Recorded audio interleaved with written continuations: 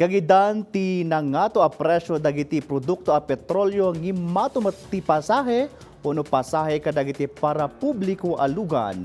Iti Baguio City naklat dagiti daduma a pasahero ti bus gaputa nanayunan ti pasahe da idi agsublida iti nagapuan da a lugar. Iti kadakkelan a terminal impaksa ti masaknan a kumpanya ti bus arumbeng laang ti panagnato ti pasahe. Ada detalye ni Bridget Marcasi, Pangos Fian. Kalpasan ti upat nga aldaw a panagpasyar iti syudad, pasublin iti Metro Manila ti grupo ni Gerald idi nakla at dagitoy iti panagnato ti pasahe iti bus. Nupay ibilbilang da kas kanayunan a gastos ti fare increase, awanen ti maaramidan dagitoy ngem ti agbayad tapno makaawid da. Nakaka-down po talaga siya kasi magbabayad kami ng extra dahil nga sa naging taas ng presyo. So, dagdag gastos po siya para sa amin. Nimot Nanay Linda, ibilbilang nalaangan kas tulong iti transport sector ti kanayunan a pamasahe. Kinunana asaan na maliklikan ti pan nakaingato ti pamasahe, gaputa agtultuloy ti pan nakaipangato ti presyo ti gasolina ken krudo. Okay lang yun.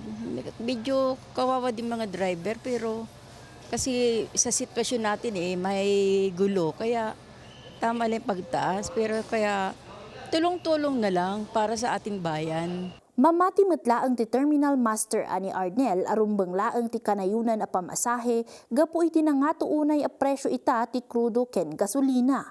Sigun ken kuana, awan met ti panagreklamo dagiti pasaheros da iti panakaingato ti pamasahe nang runa ta agtungtungpal dalaang iti resolution ti LTFRB.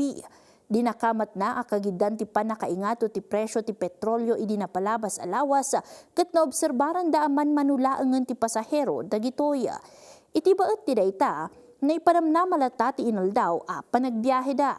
Kung hindi kasi aaprubahan ng LTFRB yung request ng mga transportasyon magtas ng konting pamasahe, siyempre sa mahal ng diesel, maaaring yung iba hindi na mamasada.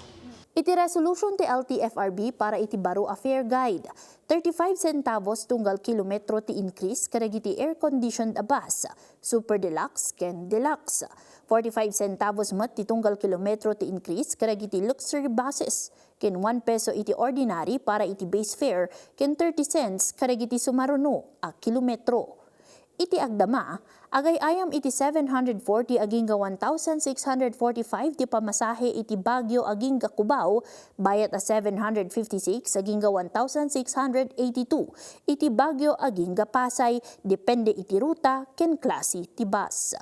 Bridget Marcasi, Pangos Fian, para iti Pambansang TV. Iti baro a Pilipinas.